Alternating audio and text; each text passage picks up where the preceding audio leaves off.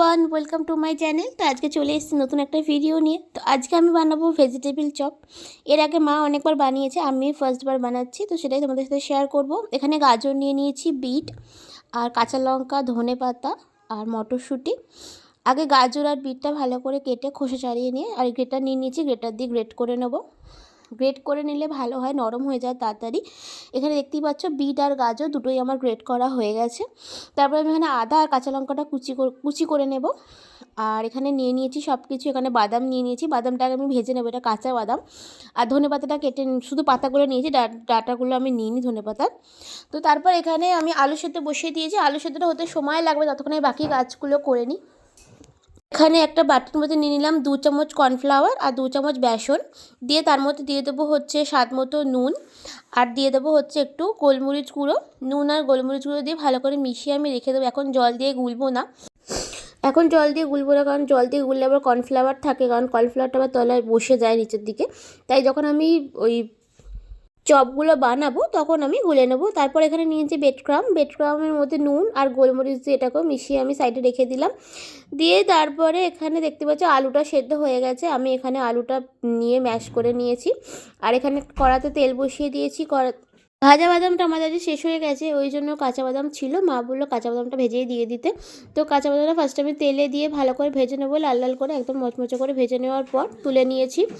তারপর কড়াতে আবার একটু তেল দিয়ে দিয়েছি একটু পাঁচফোড়নটা ভালো করে ভাজা হয়ে গেলে এবার দিয়ে দেবো আদা আর কাঁচা লঙ্কা, যেটা কুচি করে কেটে রেখেছিলাম সেটা দিয়ে দেওয়ার পর এবার ভালো করে আদা কাঁচা লঙ্কাটা ভেজে নেওয়ার পর ওই যে মটরশুঁটি, বিট আর গাজর যেটা গ্রেট করে রেখেছিলাম সেটা দিয়ে দেবো। দিয়ে একটু ভালো করে ভেজে নেবো, নিয়ে তারপরে যে ম্যাশ করা আলুটা ছিল ওটা আমি ভালো করে আরও একটু ম্যাশ করে নেওয়ার পর দিয়ে দেবো, যাতে আলু শক্ত না থাকে। তার কারণ শক্ত থাকলে আবার চপটা যখন গড়বো তখন আবার ভেঙে যেতে পারে। তারপর দিয়ে দিলাম আমি স্বাদ মতো নুন, অল্প একটুখানি হলুদ গুঁড়ো দেবো, আর দিয়ে দেবো হচ্ছে একটু যে যেরকম ঝাল খাও, আমি কাঁচা লঙ্কা কুচি দিয়েছিলাম, আর একটু অল্প লঙ্কা গুঁড়ো দেবো, আর একটু ভাজা মশলাও দেবো। তাই যে যেরকম ঝাল খাবে ঝালটা যেরকম তোমরা বুঝে দেবে। আর দিয়ে দেবো অল্প একটুখানি চিনি। আর এটা হচ্ছে আমার মা ভাজা মশলাটা বাড়িতে তৈরি করে রাখে, সেটাই দিয়ে দিলাম। দিয়ে এবার ভালো করে মিশিয়ে নেবো। ভালো করে সমস্ত মিশিয়ে নেওয়া হয়ে গেলে যে বাদামটা যে ভেজে রেখেছিলাম ওটা একটু হাতে করে ভেঙে ভেঙে নিয়ে সেটা আমি দিয়ে দিলাম। আর দিয়ে দেবো হচ্ছে ধনেপাতা দিয়ে আবার ভালো করে মিশিয়ে আমি নামিয়ে নেবো। এবার একটা থালার মধ্যে ভালো করে স্প্রেড করে দেবো, তাড়াতাড়ি ঠান্ডা হয়ে যায়। ঠান্ডা না হলে আমি চপগুলো গড়তে পারবো না। তো ঠান্ডা হয়ে যাবার পর এখানে দেখো মা চপগুলো গড়ছে।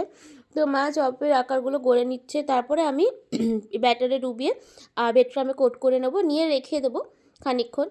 তো এখানে দেখতে পাবো সব চপগুলো করা হয়ে গেছে। আর এখানে নিয়ে নিয়েছি ব্রেডক্রাম, আর যে এটা কর্নফ্লাওয়ার বেসনটা যেটা মিশিয়ে রেখেছিলাম তার মধ্যে জল দিয়ে এবার ব্যাটারটা আমি গুলে নিচ্ছি।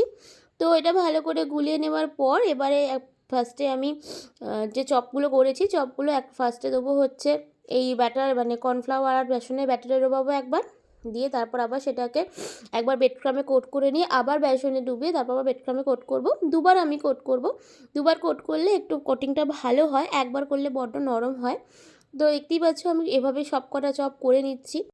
এভাবে কোট করে নিয়ে একটা এয়ারটাইট কন্টেনারে ভরে এটা 1 সপ্তাহ মতো রেখে দেওয়া যেতে পারে ফ্রিজে। কিছু হয় না, ভালোই থাকে। 1 সপ্তাহের মধ্যে তোমরা আবার এটাকে ফ্রিজ থেকে বার করে ভেজে নিতে পারো। তো আস্তে আস্তে ভালোভাবে আমি কোটগুলো করে নিচ্ছি, নিয়ে আমি একটা এয়ারটাইট কন্টেনারের মধ্যে কটা রেখে দেবো। আর কটা আমি এখন ভেজে নেবো।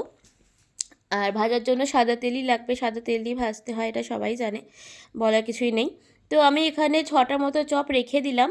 আর আমার 10টা মতো হয়েছিল, যে বিট গাজর আর আলু নিয়েছিলাম যতটা, তার থেকে আমার 10টা মতো চপ হয়েছিল। আমি 6টা রেখে দিলাম, আর 4টে এখন ভেজে নেব।